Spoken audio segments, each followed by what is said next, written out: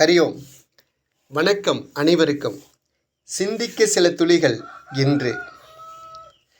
இன்னைக்கு செய்தி என்னென்னா, எங்கள் தோட்டத்தில் ஒரு ராமர் கோயில் இருக்கு. அந்த ராமர் கோயில் என்ற உடனே நீங்கள் பெரிய பிரம்மாண்டமான கோபுரம், பெரிய ராமருடைய பெரிய விக்கிரகம் அப்படியெல்லாம் கற்பனை பண்ணாதீங்க. அப்படியெல்லாம் இல்லை. ஒரு சாதாரணமான ஒரு வேப்ப மரத்தடியில் ஒரு வெங்கிக்கல் வைத்து பாலராமராக என் முன்னோர்கள் வழிபட்டிருக்கிறார்கள். அதை நான் கொஞ்சம் அந்த ராமர் கோயிலை வழிபடணுங்கிறதுக்காக அதை தினசரி அங்கே தான் நான் யோகா செய்வேன், தினசரி பூஜை பண்ணுவேன், ராமநாமம் சொல்லுவேன். அதனால் அந்த இடத்த ஒரு 10க்கு 10 ஒரு 5 அடி உயரத்துக்கு கல் சுவர் எழுப்பி அதுக்கு மேலே பைப்பு நிறுத்தி ஒரு 4 பக்கம் ஒரு மஞ்சி மாதிரி சீமையோடு போட்டு மேய்ஞ்சிருக்கேன். இதுதான் அந்த கோவில். உள்ள ஒரடி வெங்கக்கல் கொண்ட பாலராமர் கோயில். இது எவ்வளவு நாளாக இருக்குது அப்படின்னா, இது பல தலைமுறையாக இருக்குது. ஆனால் மிக சக்தி வாய்ந்த கோயில். இந்த ராமர் கோயிலை நான் என்ன பிரார்த்தனை பண்ணுறேனோ அது இன்று வரையில் அது நடந்து கொண்டிருக்கிறது. என்னை ஒருபோதும் கைவிட்டதில்லை இந்த ராமன். ஆகவே ராமருடைய நாமத்தை நான் தினசரி சொல்லி கொண்டிருக்கிறேன். இந்த கோயில் அனைவருக்கும், இந்த பக்கத்தில் இருக்கிற அனைவரும் வழிபடக்கூடிய ஒரு கோயிலாக இருந்தது. இப்போ யாரும் பெருசாக வர்றதில்லை. நான் பூஜை செய்து வழிபட்டு கொண்டிருக்கிறேன். இந்த கோயிலில் ஒரு பெரிய வரலாறு இருக்குது. என்ன வரலாறு அப்படின்னா,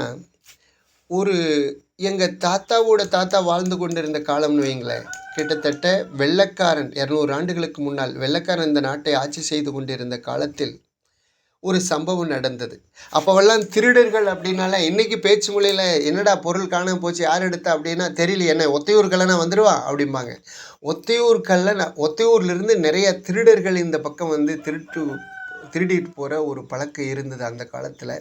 அப்படி ஒரு நாள் எங்கள் தோட்டத்தில் இருக்கிற செம்பரி ஆட்டை திருடுவதற்காக ஒரு 2 திருடர்கள் வந்து இரவு கதவை திறந்து பட்டியினுடைய அந்த பட்டி தரம்பை திறந்து ஆடுகளை வெளியே அப்படியே ஓட்டிகிட்டு போகிறதுக்காக முடிக்கிருக்கான். அப்போ ஆடு வெளியே போன உடனே இவங்க 2 பேர்த்துக்கு கண்ணு தெரியல. ஏன்னா அந்த கோயில் பக்கத்தில் தான் பட்டி கிடந்தது. அது ராமசாமி குழின்னே சொல்லுவாங்க. எங்கள் தோட்டத்தில் ஒவ்வொரு குழிக்கும், அதாவது ஒவ்வொரு குண்டலுக்கும் ஒரு பேர் இருக்குது.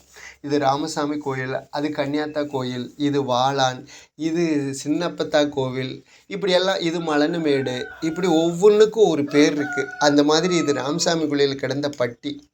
அந்த பட்டியில் ஆட்டை வந்து அவன் திருட வெளியே முடுக்கின உடனே இவனுக்கு 2 பேர்த்துக்கு கண்ணு தெரியாமல் போச்சு.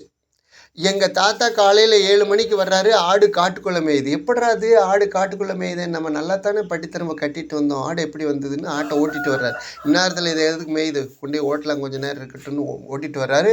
உள்ளே 2 பேர் உட்காந்துருக்கான். டே யாரடா நீங்கன்னு, ஐயா என்னை மன்னிச்சிருங்க ஐயா, இந்த மாதிரி நான் திருடலாம்னு வந்தேன், ஆனால் உள்ளே வந்து ஆட்டை ஓட்டுனதே என் கண்ணு தெரியாமல் போச்சுன்னு இருக்கான். அப்படியா, இது எவ்வளவு பெரிய சக்தி உள்ள இடம் தெரியுமா, இங்கே வந்து நீ கை வச்சிருக்க, வாங்கடான்னு சொல்லி அவங்க 2 பேர்த்தையும் ராமர் கோயிலுக்கு கூட்டிகிட்டு வந்து ராமருக்கு பூஜை பண்ணி அந்த தீர்த்தத்தை அவங்க மேலே தொளிச்சு, இனிமேல் இந்த வடக்கு தோட்டத்தில் மட்டுமல்ல எங்களை சார்ந்த இந்த ஏரியாவுக்கே நீங்கள் வரக்கூடாதுன்னு சொல்லி சத்தியம் பண்ணுங்கடா. ஐயா எங்கள் பொழப்பே திருட்டு பொழப்பு, நாங்கள் இந்த ஏரியாவுக்கே வரக்கூடாதுன்னு சொன்னால் நாங்கள் எப்படிங்க ஐயா அப்படி. சரி, வடக்கு தோட்டம் இன்னும் பேர் சொன்னால் நாங்கள் உள்ளே வரமாட்டோம். அது மட்டும் இல்லை, இந்த ஏரியா இந்த வடக்கு தோட்டத்தை சார்ந்த சொந்தக்காரர் யாரானாலும் அங்கேயும் நாங்கள் திருட மாட்டோம்னு சத்தியம் பண்ணியிருக்கான். அப்படி சத்தியம் பண்ண உடனே தீர்த்தத்தை தெளித்த உடனே அவனுக்கு கண்ணு தெரிஞ்சுதான். அப்புறம்தான் அவன், ஐயா இனிமேல் நாங்கள் வரவே மாட்டோம், உங்கள் தோட்டம் மட்டுமல்ல உங்கள் சொந்தக்காரர் தோட்டத்துக்கு நாங்கள் போக மாட்டோம், இது சத்தியம்னு சொல்லி ராமர் கோயிலில் உளுந்து வணங்கி அவன் போயிருக்கான். அப்படிப்பட்ட ஒரு சக்தியுள்ள கோயில். சரி, இன்றைக்கும் வந்து அந்த சக்தி அதே இருக்கா? நிச்சயமாக இருக்குது.